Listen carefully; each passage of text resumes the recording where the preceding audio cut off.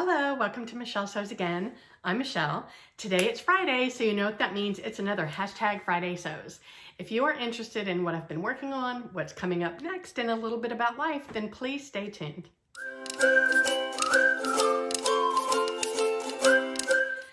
Okay, so the first thing I'm going to start off with, I think I mentioned this last week, I'm going to start off by telling you what I'm wearing.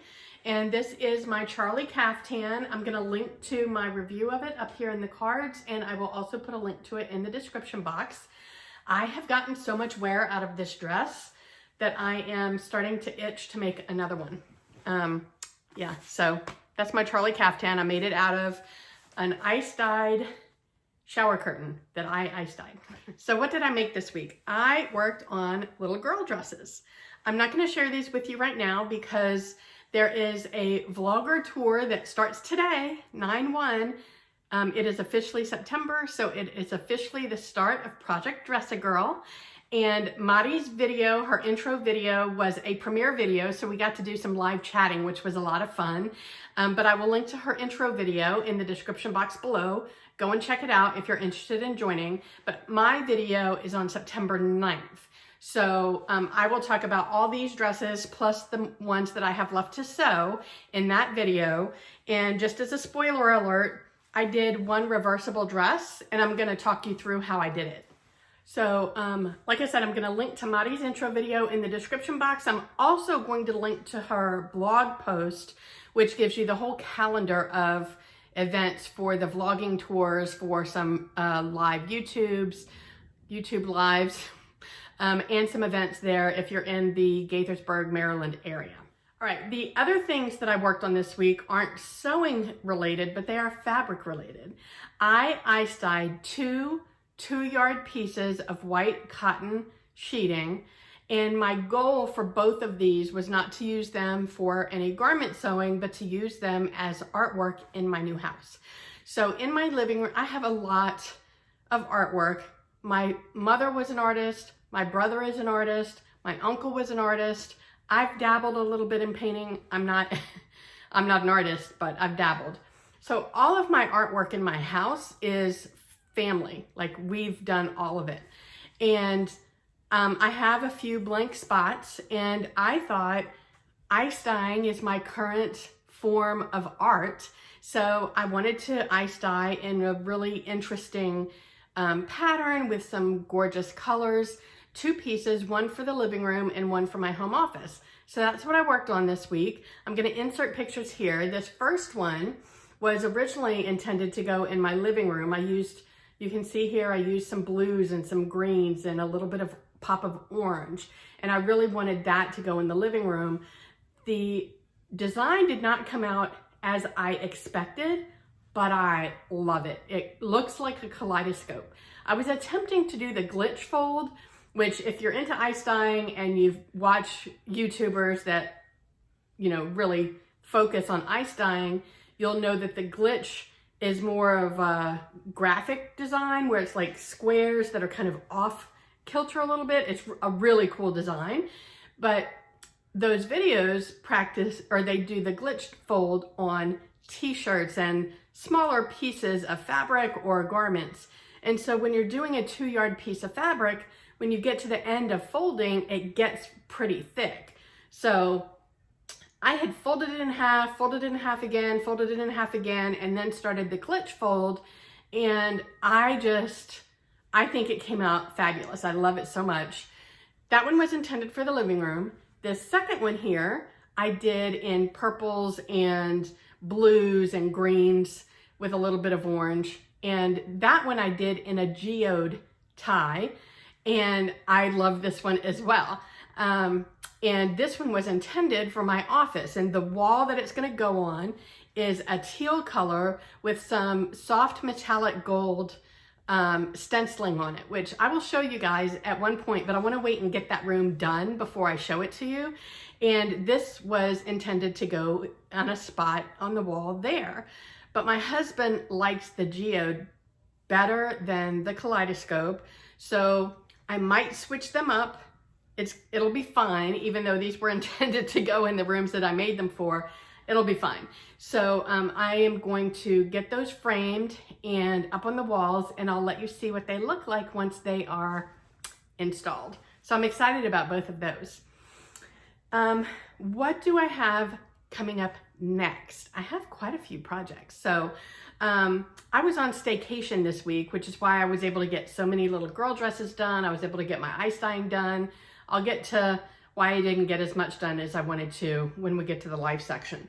But what I have coming up next is I have cut out the LOD bust bodice and waistband, and I'm going to do a fit muslin. I'm not doing a wearable muslin in this because it is a fabric hog. So I just need to make sure that the bodice and the waistline fit. I did use tips. I started Whitney's fitting class this week, and I used her tips on how to pick the right size. And so what I ended up doing was picking the size for the bodice, and then I graded out. So I traced my pattern. I didn't cut it. I'm becoming a tracer, y'all. And so I traced it out with the grading for the waist. So I'm just gonna make the bodice with the waistband and see how that fits and go from there. And also next on my agenda is a lot of DIY projects. So now that I have a garage and I've got room to work, I am ready to get into DIY stuff. I love to binge watch Magnolia Network and Flea Market Flip and those kinds of shows. And I've always wanted to do some of those things, but I never had the space to do them because I've rented my whole life. So here's a picture of some of the projects that I have on my upcoming list that are really like gonna happen soon. I got that tray. The wooden tray has leather handles on the sides. I got that from an estate sale that I went to with my sister-in-law a couple of weekends ago. That big mirror, the ornate mirror, I'm gonna do a fun like Ann Upton style paint job on that. If you don't know who she is, go and look her up on Instagram. Her frames are gorgeous. I've got a couple of vases that I'm gonna do some painting on. Yeah, I've got a lot of stuff, and I've got a lot of fun colors of paint. So that's gonna be fun. I bought a power tool. So in order to prep some of those things, especially specifically the tray, but I'll have other things coming up on my list at some point in the future. So I went ahead and invested in a little mouse sander, and I figured get something that's not too expensive, that's small, see if it's something I'm gonna stick with, and if it is, then maybe I'll upgrade to something bigger, but I think this will be perfect for the projects that I have in mind in the short term.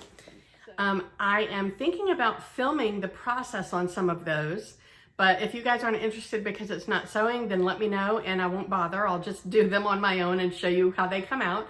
But if you're interested in the process, then let me know in the description, let me know in the comments, and I'll be sure to film it for you. I also am doing some rearranging in my office, and I moved my desk around so that when I'm sitting at my desk, I face the door. Before, I have a corner shaped desk so that the corner fit in the corner, and then there was, you know, 2 returns on either wall. And I didn't like my back to the door, and feng shui says that you really shouldn't be set up that way. You should have, you know, you should be facing the door, whether it's your bedroom or your office or wherever. So I turned the desk around. So now one of the returns is in the middle of the room. And on the back of the return, which is basically a filing cabinet, it's an all wood desk, but on the back, it's just particle board. And it doesn't look pretty when you're looking at it from the inside. And I'm trying to make my office really nice and pretty because I spend most of my time there.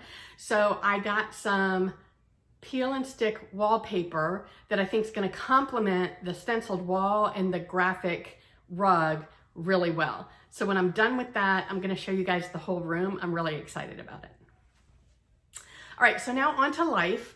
So I do live in Southwest Florida, and we did have a little bit of impact from Hurricane Idalia. Luckily, it wasn't much. The storm was well over 100 miles offshore from where we were as it was coming up. It really hit what's called the Big Bend, which is where the Panhandle meets the peninsula right there, is really who got hit hard. We were lucky this time and didn't really get much of it. So I'm grateful for that. But I was on staycation this week and I had projects planned for every day, and 2 days were just kind of waylaid because we were like, should we put up our shutter? Because last year, Hurricane Ian wasn't supposed to hit where we lived either. We lived in Fort Myers at the time. It was supposed to be closer to Tampa, and at the last minute it turned. So we were like, should we put up our hurricane shutter? Should we not? We ended up putting ours up because, again, we were like, we'd rather have them up and not have needed them than to not have them up and the storm had turned and it's too late to put them up.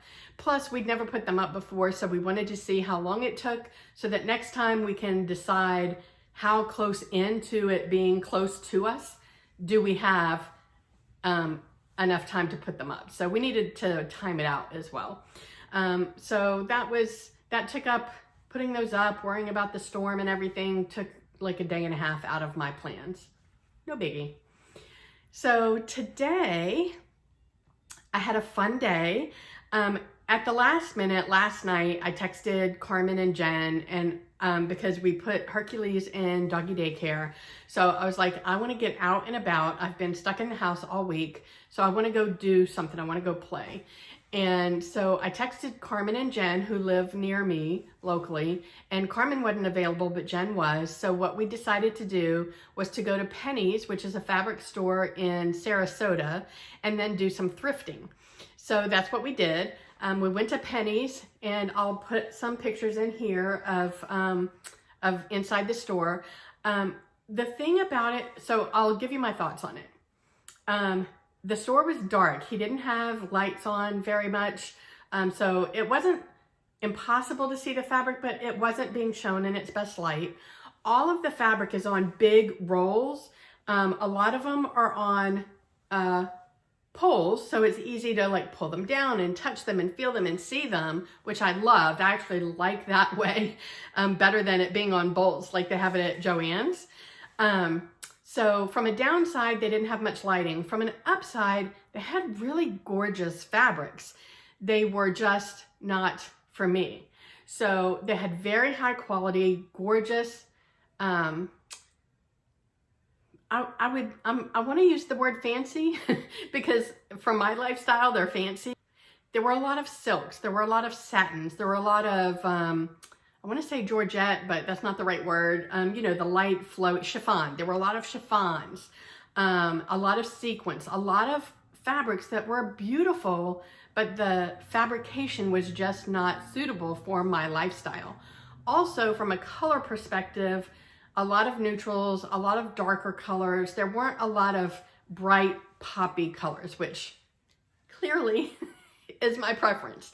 So I don't know that I would go back just because what they carry doesn't suit me, but I wouldn't say that it was a bad experience. I think if you have like a really nice event that you need to sew for, where you need something fancier, or you have a work wardrobe that's a little bit more upscale, it's a great resource for really nice fabrics. Just not my style. So we didn't end up getting anything there. And then we went thrifting.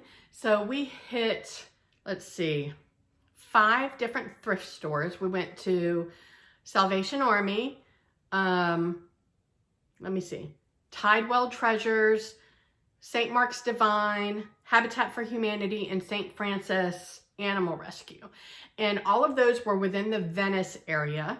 And the only place that I bought anything was the very first place at the Salvation Army. And all I got, here, let me show you. I got a plain white sheet for $3.99. And I got 4 panels of this white cotton curtain. And these were $4.99 a piece. They're about 3 yards a piece, and a pretty decent width. So I felt like 3 yards of fabric for $5 was a good deal. And so I got all 4 of them, and now I have a lot of fabric to play with for dyeing. And then you might have seen the short that I put up yesterday, I think. I went to Joann. I did run out of quilting cotton to make the little girl dresses. So what I and Joann was running a sale, $2.99 a yard for their quilters showcase. I think it's normally anywhere from $4.99 to $6.99 if I'm not mistaken. So a really good deal. And these are the fabrics that I got. I showed them in that shorts video, but I thought I'd give you a little bit more of a look today. So I love this bright yellow. I mean, I would wear that. I'd probably wear most of these.